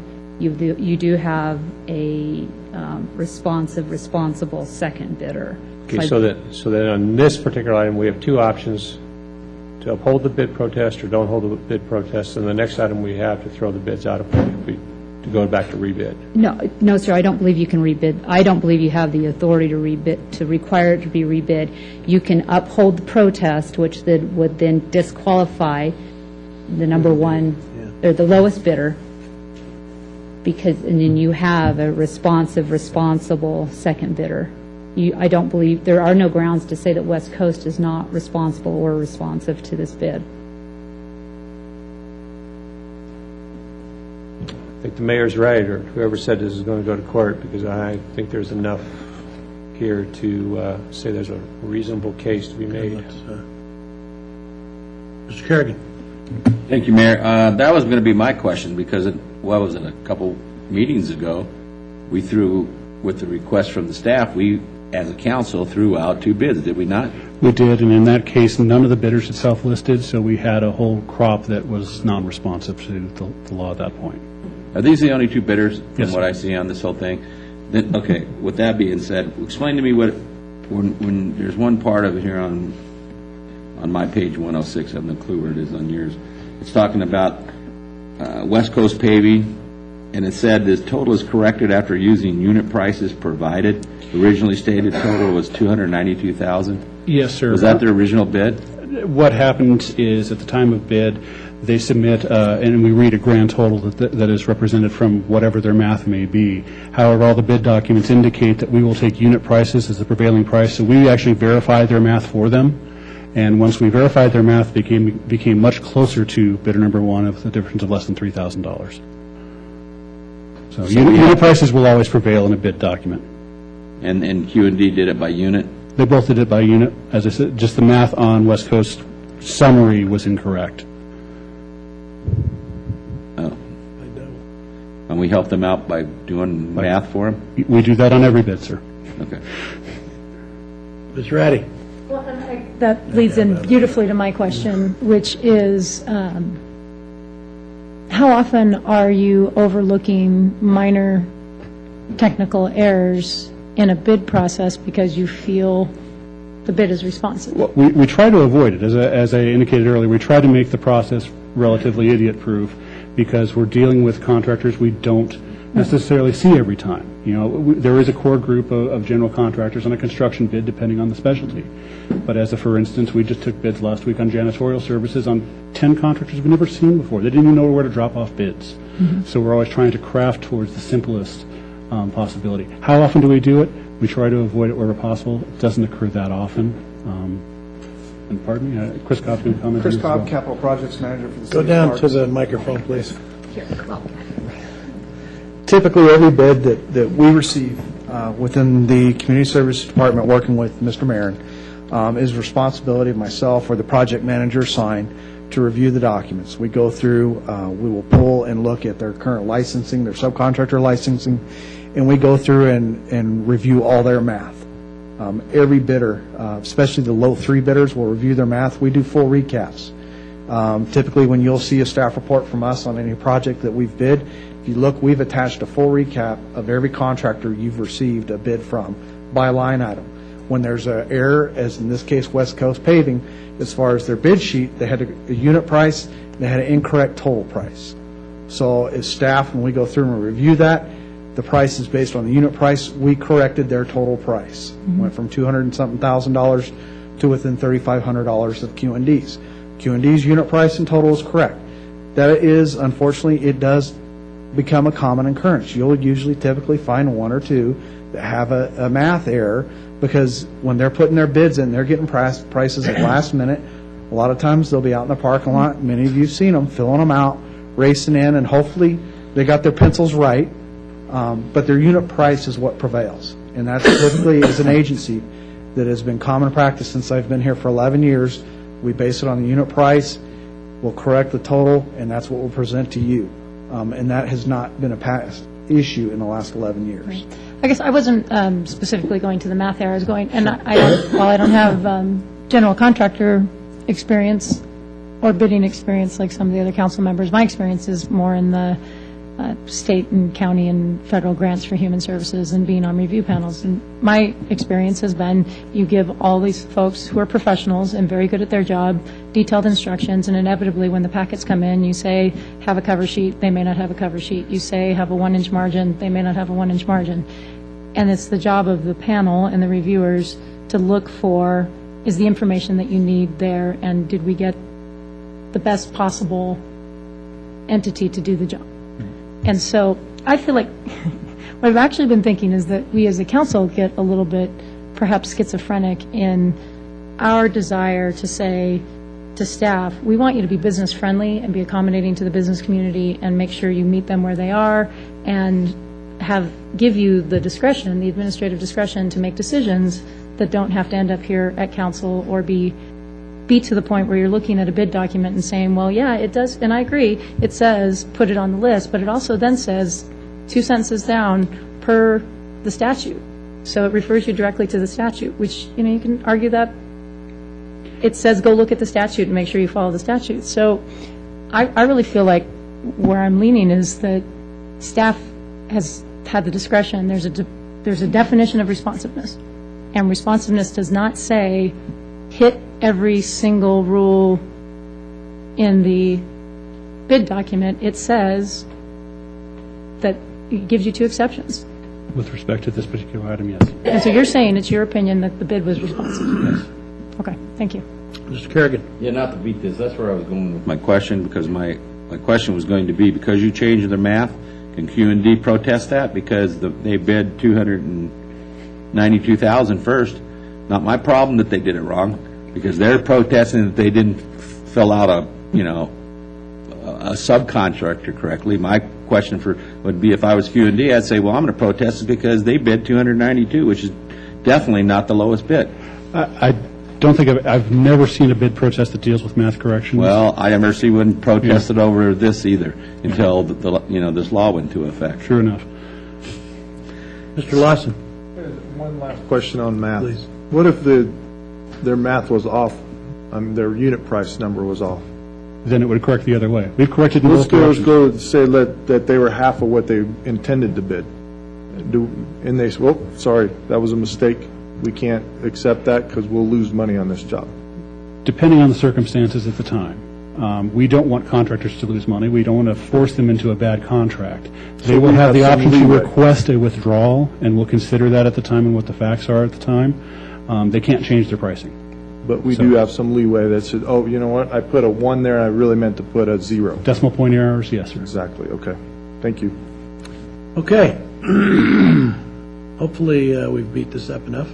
I give it 5-1 odds. What's the pleasure of the council? Somebody want to make a motion, or is there any discussion? That's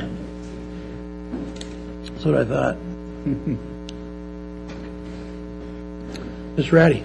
So, first of all, I want to say I absolutely see the need for the clarification and that all of the entities should be doing it the same.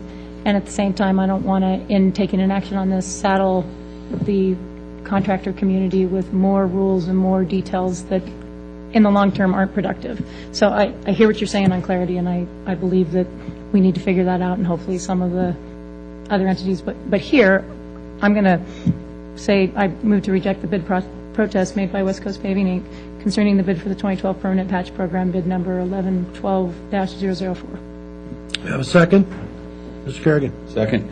With just a comment that, we're trying to give you the leeway. I think this one was, you corrected somebody's math, which to me was a little bit more stringent than, just because somebody didn't list themselves according to whatever it was supposed to be. And if you do the math, if you are 5%, that is more than 1%, which is meant you listed yourself. So, you can go on and on with this thing. But I think it's just a fair thing to do.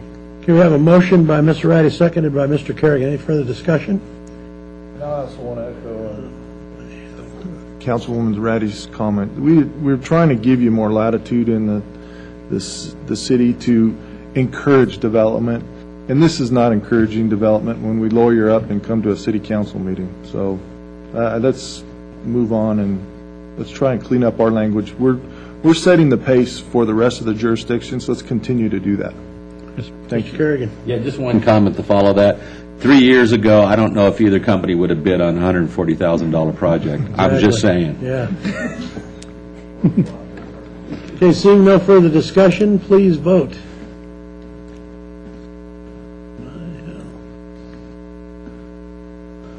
Passes unanimously. Thank you. Okay, let's move on to, we got trouble now.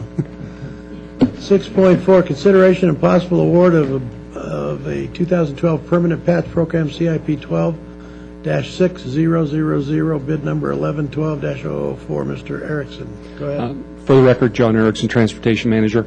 I'll make this quick. If you have any questions, I'd be more than happy to answer them. Mr. Kerrigan. No, that's what I was going to ask for, and he did it.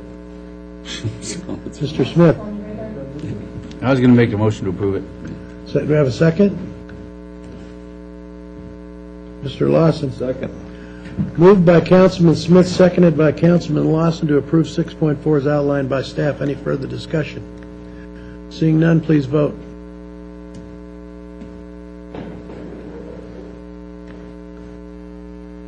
Passes unanimously. Good job there, Thank Mr. you. Erickson. You've done well. You talked us into it.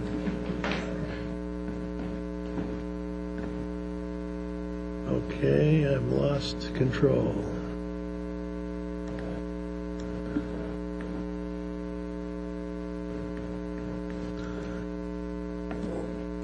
Okay, public hearing none. Planning and zoning, public hearings and action items. Trying to get to you there, Mr. Rundle. 8.1, public hearing, second reading, discussion and possible action of PCN 11017, bill number 2637 for the Galloway Living Trust, an ordinance to rezone for a site approximately 17,511 square feet in the size from IT, industrial transitional overlay zoning, to I, industrial zoning, generally located at 1933 Fraser Avenue. Mr. Rundle. Jim Rundle, Senior Planner here, present the request. Staff is supporting the rezoning request to remove the transitional overlay at 1933 Fraser. The Sparks Planning Commission has also forwarded a recommendation to change the zoning. The site dates back to the beginning of Sparks, when it was developed as a residential area down in the Conductor Heights area. It was established to house the railroad employees. However, over time, this area, Sparks had development occurring on the north side. The railroad became busy and noisy.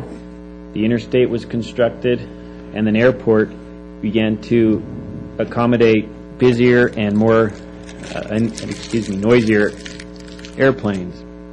So the area became less attractive to residential. The area over time has become more appropriate for industrial, and in 1981 such a land use designation and zoning designation was established over the area. While there was still residential in the area, a policy was established to ensure that the residential would be considered in the area, and all industrial uses had to go through a special use permit process before a use could be established.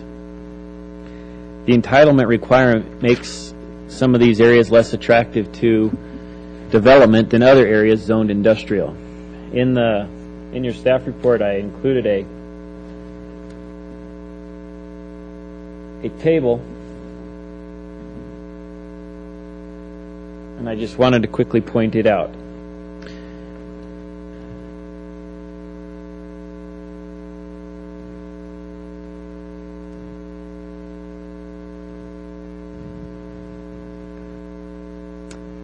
While you can't quite read this, it will be easy enough to explain.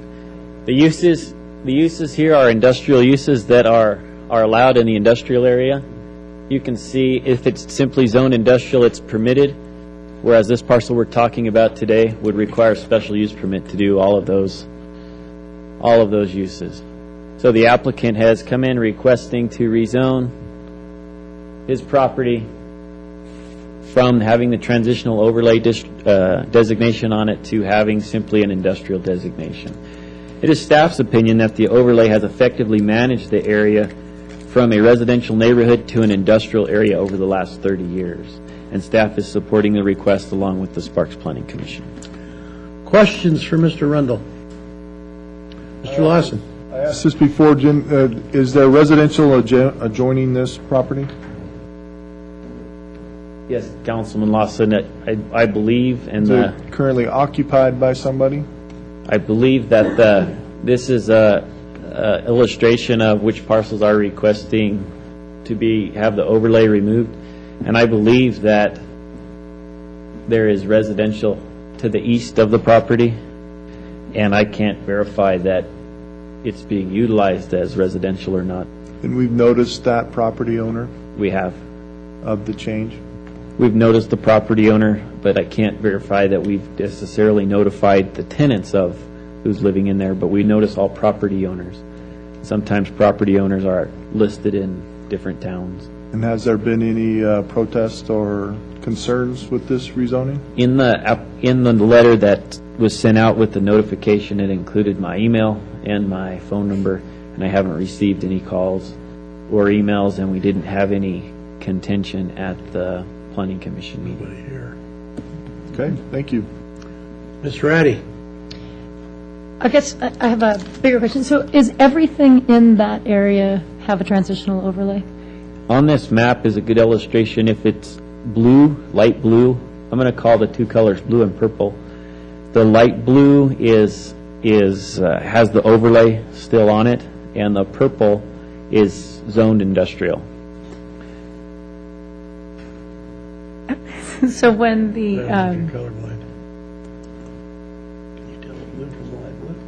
so it's a redevelopment agency area, but doesn't have a master plan from a redevelopment standpoint. We know the airport's been purchasing residences because of noise. So when this transitional overlay concept was put in place, was it a significantly more residential district? In 1981, when it was changed over, I believe that it had significantly more residential than it does now. So I guess my question becomes, when do we just lift the entire transitional overlay concept and not do it on a case-by-case basis? I think it's a good question. It may be something that the council may want to have staff look into to see if the area should have the overlay removed. Is that it? Yep. Anyone else? Okay, this is a public hearing, so I'll open up to the public. Anyone in the public would like to speak on this particular agenda item?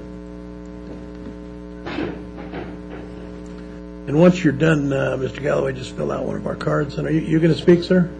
Okay. For the record, Jim Galloway, Sparks property owner for 20 years.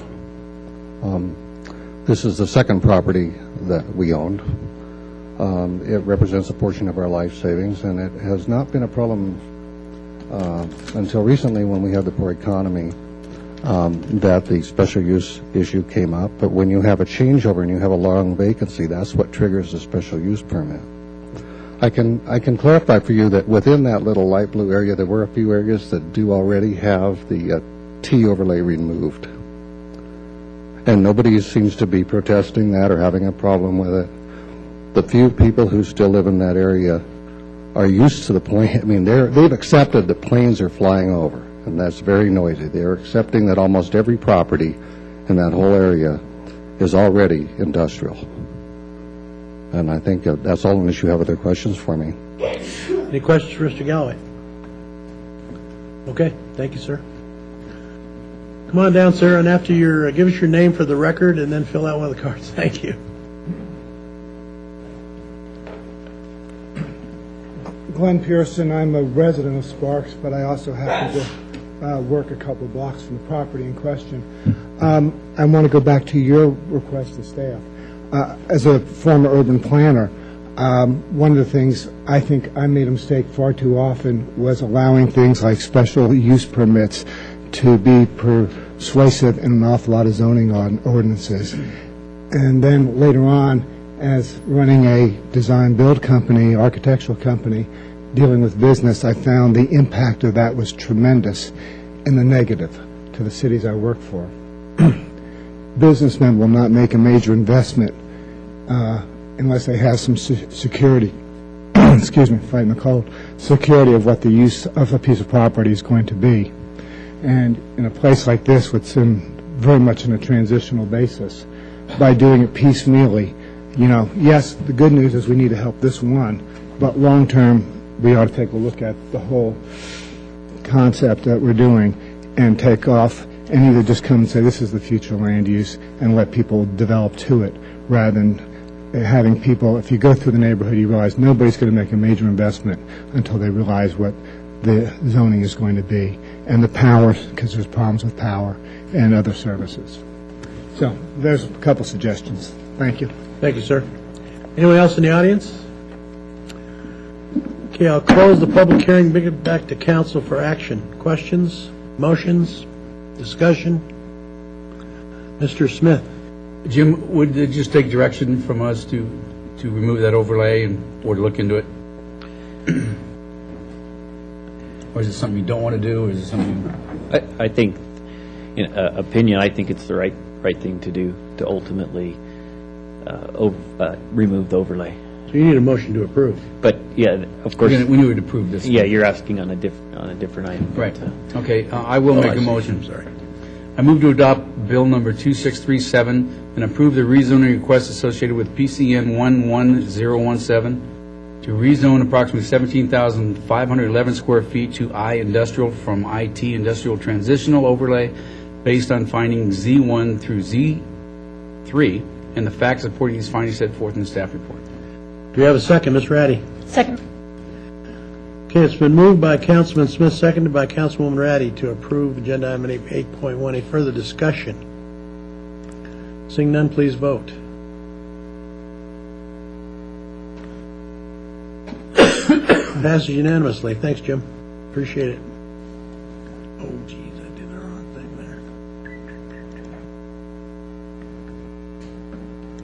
Okay, comments from the City Council and City Manager, Mr. Kerrigan. Thank you, Mayor. Sean, could you do me a favor and on our next City Council meeting agenda, put an informational item about Washoe County and the animal control? I'm not sure when we're ever going to have another joint meeting, but I want to find out what exactly they're doing, because we did have a joint agreement with 2 cents worth of sales tax or property tax that was going towards that. Now I understand that it may be going to their general fund. I'd just like to have an informational item, if I could. Yes, sir, we'll take care of that. It'll be on your next agenda. And maybe invite somebody from Washoe County to explain it. Okie dokie. Explain it to me. Explain it. Anyone else? Okay, public comment from the audience. Ms. Brandhurst, first, or the United States President. Lisa Marie. Lisa Marie. You have 3 minutes on any subject. I won't disturb you this time. That's all right. You're already disturbed, so. Yes, my name is Kathy Brandhorst, Lisa Marie Presley, John Benet Ramsey, John Steele, and I'm also the United States President. Yes, Scott's body has been splattered all over the city, everywhere I walk. It's blood stains, very heavy blood and flesh all over the city. And yes, I heard the fire trucks, responding every 24 hours to pick up his body, his mutilated, chopped up, scratched up. Also, he's so bad that they have to put him back together. They put him back together as a small baby, or they could put him back together as a very, very old man. And he could be black, he could be Mexican, he could be white. I don't know, because I'm getting confused. And so the police and the ambulance are also, responding to the fire trucks now. And this is going to cost the city a lot of money if we do not stop this person from beating and hurting this little boy of 9 years old. I talked to the mother. She said he's not 9, he's only 7 years old. Yes, her name is Jackie Kennedy. And I also just wanted to let you know she has another son. His name is Gene, but I don't know his real name, of course. You know, I just call him Scott, Gene, and Sabrina. Sabrina is a small, tiny baby because they use electric chainsaw on her. Now, the reason why these children are so much victims is because their mother took them to court, and the mother said, "This is what happened to my son. He was beaten so badly. They found bruises all over his body, cuts all over his body," and that was in court.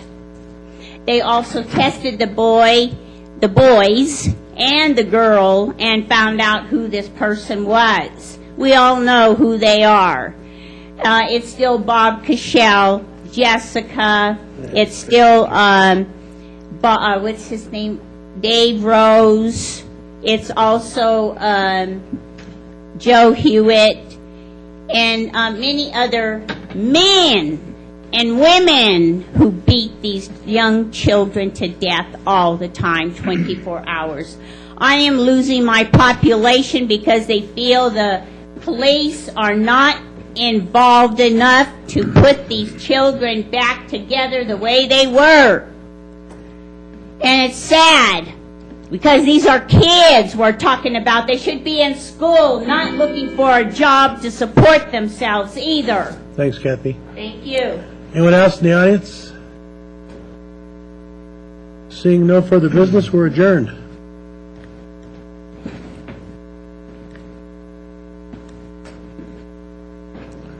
Holy shit. Okay, I'll call the order of the Sparks Redevelopment Agency for 10/24/11 with a roll call, please. Chairman Smith? Here. Vice Chairman, I don't have a list, I'm so sorry. Chairman Ratty, Ratty, here, yes. Here. Agency members, Ratty. Here again. Watson. You're still. Smith. Here. Martini. Here. Kerrigan. Here. Schmidt. Not sure yet. Chief Officer Carey. Here. And Agency Attorney Adams. Here. We're here. Okay, I'll open this to the public. I do not have any cards. Would anybody like to speak at this time? God damn it, you weren't quick enough. I know.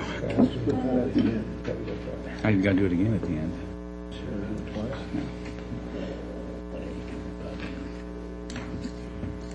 3 minutes, Kathy. Okay. Yes, my name is Kathy Brandhorst, and I'm the United States President. Yes, I just wanted to let you know, nothing's good news.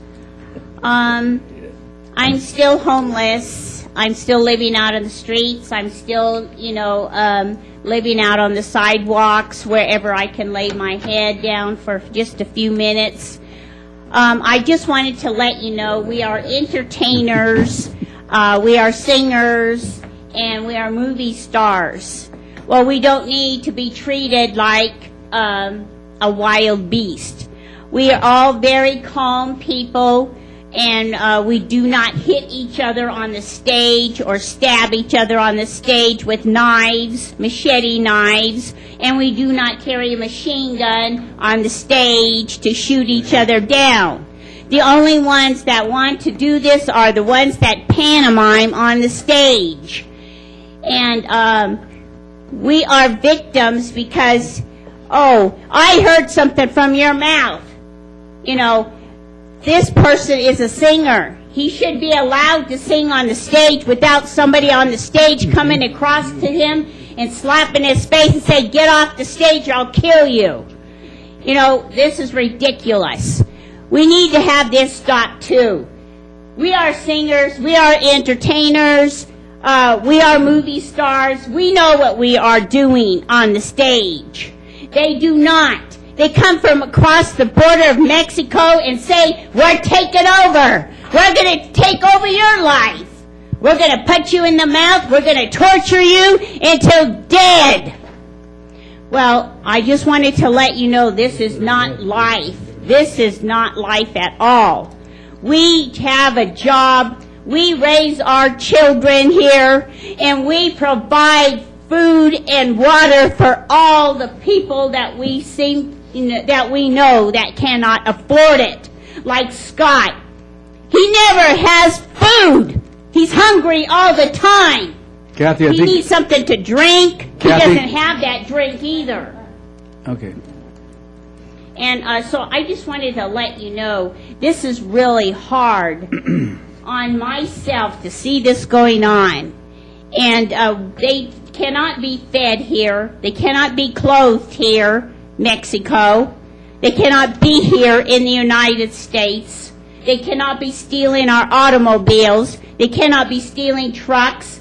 They cannot be stealing food. I talked to the Smiths at the Smith supermarket way out there at South Meadows. What'd they say?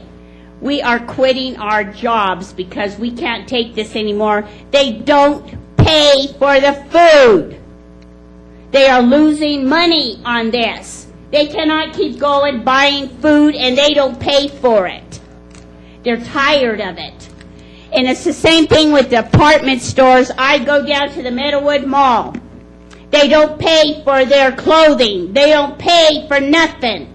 They don't pay for shoes. They don't pay for their food that's, fed at the mall.